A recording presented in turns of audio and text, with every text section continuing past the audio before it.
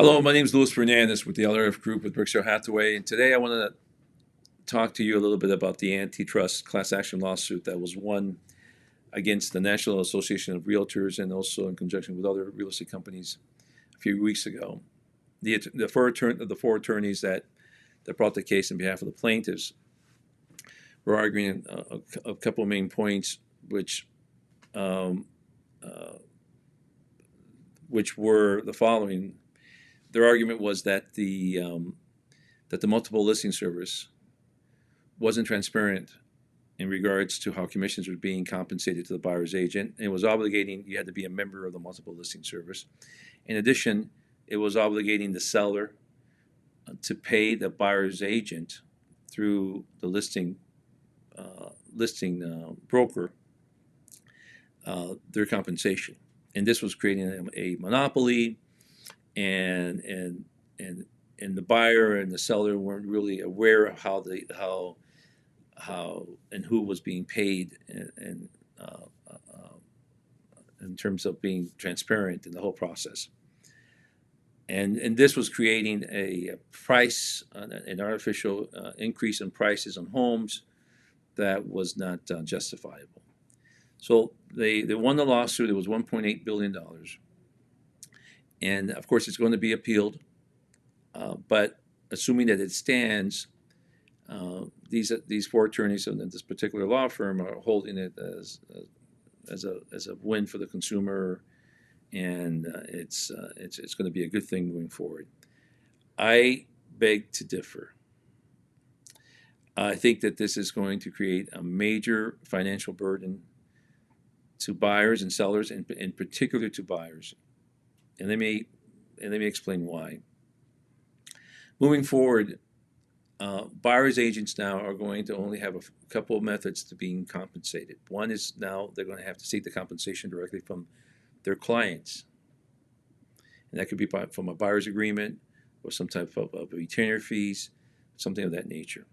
The other option would be that the seller can still pay the buyer, but it pays them directly, and it's going to be added onto the costs of the purchase of the property or through the financing of the property. So you see where this is headed. It's going to be a lot of cumbersome financial burden for both parties, right? Either the buyer or the seller.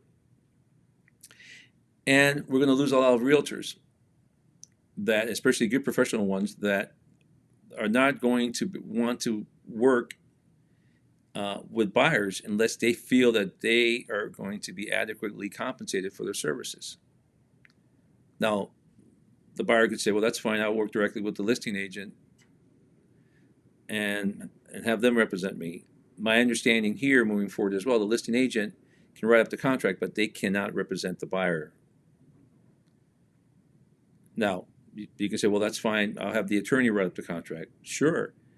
But beyond that, who's going to represent the buyer at the appraisal? Who's going to represent the buyer at the inspection? Who's going to sit down with the buyer and say, first of all, are you buying the property that's actually worth the price that you agreed to? Is this market heading upward, or is it heading downward? Is this a desirable neighborhood? Are the schools adequate? Is this the area that you're looking for?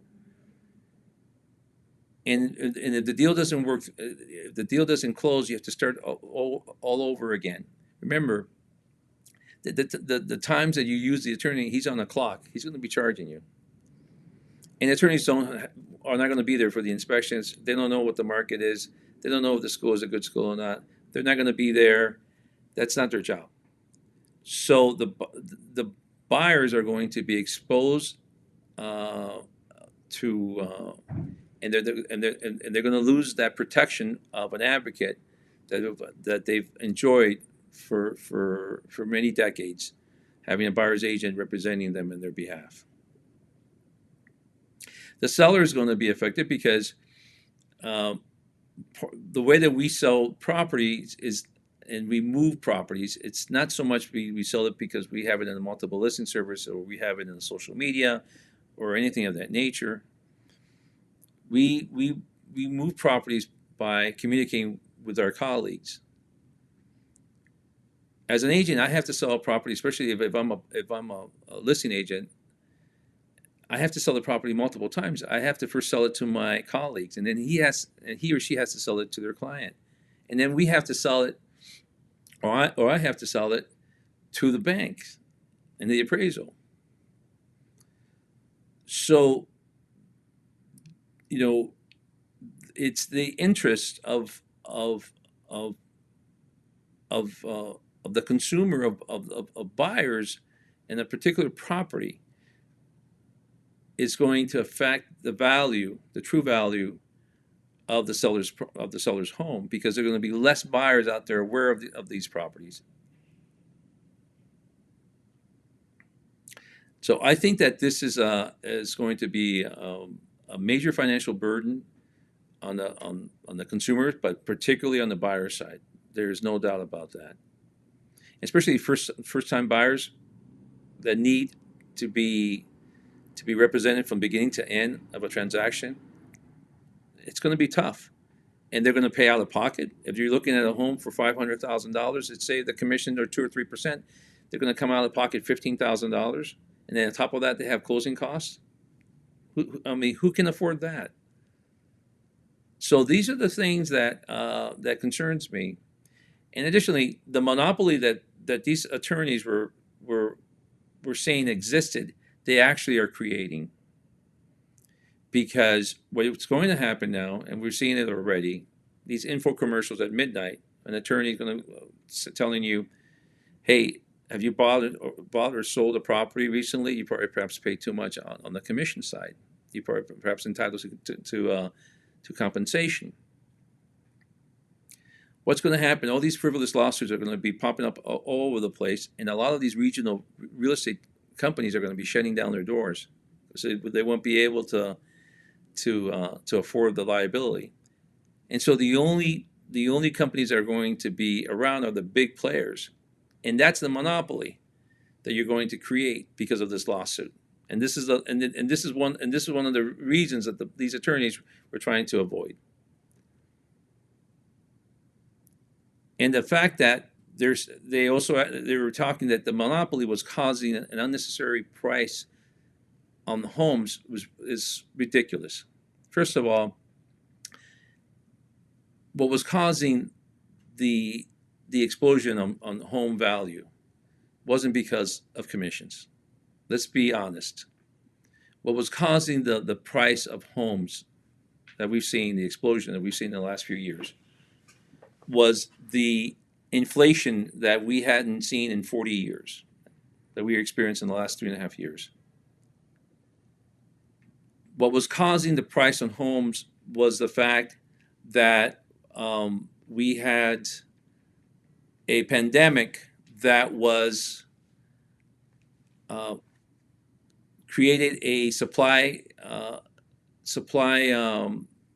chain issue that made concrete, windows, aluminum, steel expensive. The construction costs was just too much.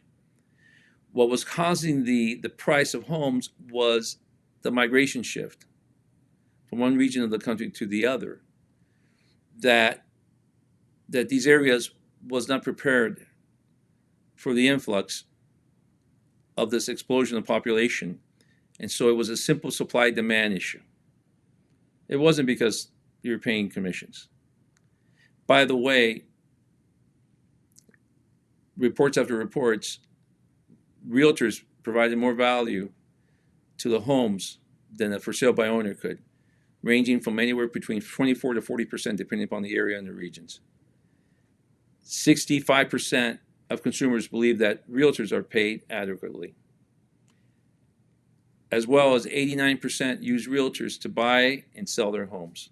So clearly, realtors bring value to the consumer. If not, we wouldn't be around for the last 200 years.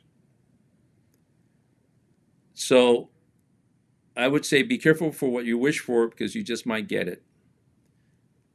I'll continue following up, and of course, any new developments, I'll be more than happy to pass it along. But thank you so much for watching, and keep watching out for us, because we're watching out for you for the best interest of your property. Till next time, all the very best. Bye-bye.